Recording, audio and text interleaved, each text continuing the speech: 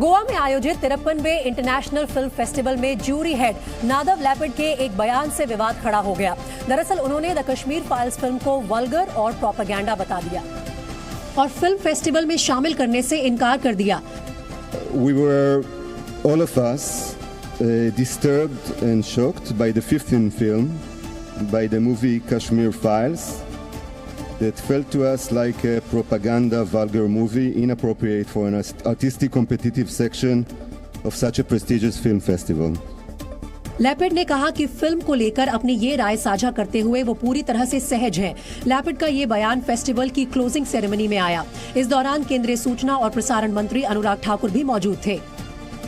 Israeli film maker Nadav Lapid का बयान सामने आते ही हंगामा मच गया और बॉलीवुड से तीखी प्रतिक्रियाएं सामने आई। शुरुआत द कश्मीर फाइल्स के निर्देशक विवेक अग्निहोत्री ने की। उन्होंने ट्वीट कर नाराजगी जाहिर की और लिखा कि सच सबसे खतरनाक होता है, ये लोगों को झूठ बोलने पर मजबूर कर सकता है। प्री प्लान लगता है कि प्लानिंग किया गया है, बिकॉज उसके बाद इमीडिएटली टूल किट गैंग जो है वो सक्रिय हो गया। कश्मीर फाइल्स ऐसी फिल्म अगर किसी एक त्रासदी को डिपिक्ट करती है, उसको आप वल्गर कैसे कह सकते हैं, उसको प्रोपेगेंडा कैसे कह सकते हैं। एक्टर रणवीर शौरी ने ट्वीट किया कि नादव के बयान से राजनीति की बू आ रही है। अब से कुछ देर पहले द कश्मीर फाइल्स के निर्देशक विवेक अग्निहोत्री ने एक बयान जारी करके नादव लैपिड को चुनौती दी। उन्होंने कहा कि अगर कोई साबित कर दे कि फिल्म में दिखाई गई बातें पूरी तरह से गलत हैं, तो वो फिल्में बनाना छोड़ देंगे। दोस्तों, ये बार बार सवाल उठता है कि कश्मीर फाइल्स जो है वो एक प्रोपेगेंडा फिल्म है, मतलब वहां कभी हिंदुओं का जेनोसाइड हुआ ही नहीं।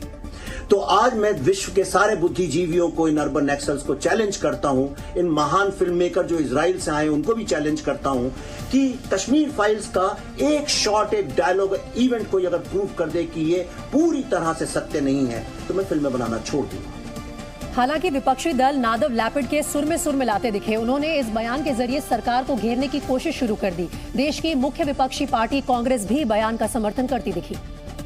कांग्रेस प्रवक्ता सुप्रिया श्रीनेत ने नादव का बयान शेयर करते हुए ट्वीट किया कि आखिरकार नफरत खत्म हो जाती है। शिवसेना सांसद संजय राउत ने भी बयान के सहारे सरकार को घेरा। देखता हूं कि जिस तरह से प्रोपेगेंडा हुआ था एक पार्टी का और एक पार्टी के खिलाफ, उसके लिए फिल्म बनाई थी और एक पूरी पार्टी, पूरी सरकार, जहां जहां बीजेपी की सरकार है वो उस प्रचार में लगा। AIMIM के प्रवक्ता वारिस पठान ने भी ट्वीट कर कहा कि सरकार को मुस्लिमों के खिलाफ वाली फिल्म के प्रमोशन की बजाय बैन लगाना चाहिए। सरकार पर हमलावर रहने वाली एक्ट्रेस स्वरा भास्कर ने भी ट्वीट किया और कहा कि अब दुनिया के सामने सच्चाई आ चुकी है। लैपिड के बयान पर विवाद बढ़ने के बाद भारत में इजराइल के राजदूत नाओर गिलोन और काउंसिल जनरल कोबी शोशनी सामने आए। गिलोन ने ट्विटर पर ओपन लेटर लिखा और भारत के साथ पुरानी दोस्ती का हवाला देते हुए बयान के लिए माफी मांगी। उन्होंने लिखा कि भारत इजराइल की दोस्ती बहुत मजबूत है। एक इंसान के तौर पर मुझे इस बात पर शर्म आती है। मैं माफी मांगना चाहता हूं कि हमने भारत की उदारता और दोस्ती का ऐसा बदला दिया। उन्होंने बयान को भारत से मिले सम्मान को गाली देने जैसा बताया और लैपिड को नसीहत दी कि इतिहास को बिना पढ़े कमेंट नहीं करना चाहिए। ये भारत के लिए खुले जख्म की तरह है। बहुत से लोग इसका खामियाजा भुगत रहे हैं। इस बयान की कोई सफाई नहीं हो सकती। इजराइल के काउंसिल जनरल कोबी शोशनी ने भी ट्वीट करके अपने देश का बचाव किया। उन्होंने 20 अप्रैल के विवेक अग्निहोत्री के ट्वीट को रीट्वीट करते हुए लिखा, ये जवाब है। दरअसल 20 अप्रैल को कश्मीर फाइल्स का इजरायली भाषा हिब्रू में पोस्टर रिलीज हुआ था। खुद कोबी शोशनी ने पोस्टर का अनावरण किया था। द कश्मीर फाइल्स पर बयान के बाद चर्चा में आए नादव लैपिड पहले भी विवादित बयान दे चुके हैं। नादव लैपिड एक इजरायली स्क्रीन राइटर और फिल्म निर्देशक हैं। उन्होंने टेल अवीव विश्वविद्यालय से दर्शन शास्त्र की पढ़ाई की और वो इजराइल की सेना में भी काम कर चुके हैं। सेना की नौकरी के बाद उन्होंने Sam Spiegel film and television school से डिग्री ली थी।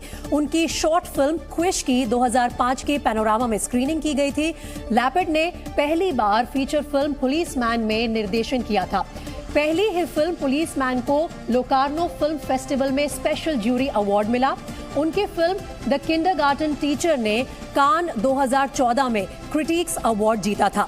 साल 2019 में बर्लिन इंटरनेशनल फिल्म फेस्टिवल में गोल्डन बेयर अवार्ड से सम्मानित किए गए थे। लैपिड अपने देश इजराइल के बारे में भी विवादित बयान दे चुके हैं। 2019 में आई फिल्म सिनोनिम्स का जिक्र करते हुए उन्होंने इजराइल की सामूहिक आत्मा को बीमार तक बता दिया था। इसके अलावा लैपिड इजराइल के अस्तित्व को सड़ा हुआ भी बता चुके हैं। आगे बढ़ते हैं। श्रद्धा हत्याकांड में आरोपी आफताब के खिलाफ सबूत जुटाने में जांच एजेंसी की मेहनत रंग लाने लगी। आफताब के फ्लैट से लेकर जंगल, तालाब और खाड़ी में सबूत ढूंढने के लिए पुलिस ने जिस तरह एड़ी चोटी का जोर लगा दिया और यहां से जो भी सबूत जमा किए उनमें से कई के श्रद्धा के होने के वैज्ञानिक सबूत मिल गए। महरौली और गुरुग्राम के जंगलों से पुलिस ने कई हड्डियां बरामद की थी।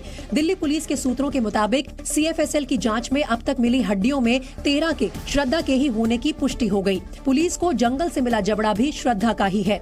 इसके अलावा कुछ और हड्डियों की जाँच रिपोर्ट आनी अभी बाकी है। दिल्ली पुलिस ने आफताब के फ्लैट और जंगल से कुछ हथियार भी बरामद किए, लेकिन जब तक CFSL की रिपोर्ट नहीं मिल जाती ये नहीं बताया जा सकता कि श्रद्धा के शव के टुकड़े किस हथियार से किए गए। और अब तक दिल्ली पुलिस के सामने श्रद्धा की हत्या से जुड़े सबूत तलाशने की चुनौती थी। चूंकि हत्याकांड के खुलासे में ही 6 महीने लग गए, इसलिए सबूत जुटाना आसान काम नहीं था। लेकिन दिल्ली पुलिस की जांच टीम ने हार नहीं मानी और कतरा कतरा सबूत की तलाश में आफताब के फ्लैट से लेकर उसके बताए ठिकानों का जर्रा जर्रा छान मारा। पुलिस सूत्रों का दावा है कि उन्हें आफताब के बाथरूम, किचन और बेडरूम तीनों जगहों पर खून के निशान मिल गए हैं। यही नहीं, जांच एजेंसी को श्रद्धा के कुछ कपड़े भी मिले हैं जिसे वारदात के वक्त का माना जा रहा है। पुलिस ने इन कपड़ों को भी जांच के लिए CFSL भेज दिया है। लेकिन जांच एजेंसी के सामने सबसे बड़ी समस्या ये है कि ऐसी कोई तकनीक ही नहीं है जो हड्डियों की जांच कर बता दे कि श्रद्धा की हत्या कब हुई और उसके शरीर के टुकड़े मौत से पहले हुए या उसके बाद। उत्तराखंड के पौड़ी इलाके में एक जंगली हाथी ने लोगों को परेशान कर दिया है। पौड़े के कालागढ़ में जंगली हाथी दिखने से लोग खौफ में आ गए। कालागढ़ के सैल डैम के करीब ये टस्कर हाथी अक्सर निकल रहा है, जिसके कारण यहां से गुजरने वाले डैम के मजदूरों और अधिकारियों में दहशत का माहौल है। यूपी के बाराबंकी में रोडवेज की AC बस में अचानक आग लग गई। गनीमत की बात ये रही कि समय रहते सभी सवारियों को बस से उतार लिया गया। फिलहाल आग लगने की वजह शॉर्ट सर्किट बताई जा रही है। प्रयागराज से लखनऊ जा रही गंगा गोमती एक्सप्रेस ट्रेन हादसे का शिकार होने से बच गई। दरअसल डिब्बों के बीच की कपलिंग खुलने से डिब्बे पीछे रह गए और इंजन सिर्फ एक बोगी के साथ आगे निकल गया। उत्तराखंड में गुलदार के हमलों ने कोहराम मचा रखा है। 3 बच्चे गुलदार का शिकार हो चुके हैं। वहीं अल्मोड़ा के भौरा गांव में 2 महिलाओं पर हुए गुलदार के हमले का वीडियो वायरल हो रहा है। बड़ी मुश्किल से महिलाओं ने अपनी जान बचाई। दिल्ली के छतरपुर इलाके में श्रद्धा हत्याकांड के खुलासे के बाद चल रही बेटी बचाओ महापंचायत में तब बड़ा ड्रामा हो गया जब एक महिला ने मंच पर पास खड़े व्यक्ति की चप्पल से पिटाई कर दी। ये महापंचायत हिंदू एकता मंच ने बुलाई थी, जिसमें बड़ी संख्या में आसपास के लोग शामिल हुए। मौका मिला तो एक महिला मंच पर कुछ बोलने के लिए पहुंची। मुझे 5 दिन हो गए थाने में धक्के खाते हुए, यहाँ मेरी कोई सुनवाई नहीं की है। एक लाइन खत्म हुई नहीं कि दूसरे से पहले ये महिला एक्शन में आ गई और चप्पल खोलकर पास खड़े शख्स पर दनादन बरसा डाली। इसके बाद तो मंच पर अफरा तफरी मच गई और कुछ लोग बीच बचाव करने के लिए पहुंच गए। इस घटना से वहां मौजूद लोग हैरान नजर आए और महिला के गुस्से की वजह जानने की कोशिश करने लगे। मंच से ही महिला को शांति से बैठने और अपनी परेशानी बताने की अपील की गई। मंच पर मौजूद लोगों ने महिला को समझा बुझाकर शांत किया। मौका मिला तो महिला ने मीडिया को बताया कि उसने जिस आदमी की पिटाई की उसके बेटे ने उसकी बेटी का अपहरण कर लिया है, लेकिन पुलिस से शिकायत के बावजूद उसकी कोई सुनवाई नहीं हो रही। वो लड़के का बाप है जो बात नहीं करवा रहा, नेतागिरी में घूमता है, गुंडागर्दी करते हैं और दिखाते कि हम नेता हैं। हालांकि बाद में पिट चुके शख्स ने बताया कि उसके बेटे और पिटाई करने वाली महिला की बेटी ने कुछ समय पहले आर्य समाज मंदिर में रजामंदी से शादी कर ली। दोनों के बालिग होने के बावजूद लड़की की मां को ये रिश्ता कबूल नहीं है।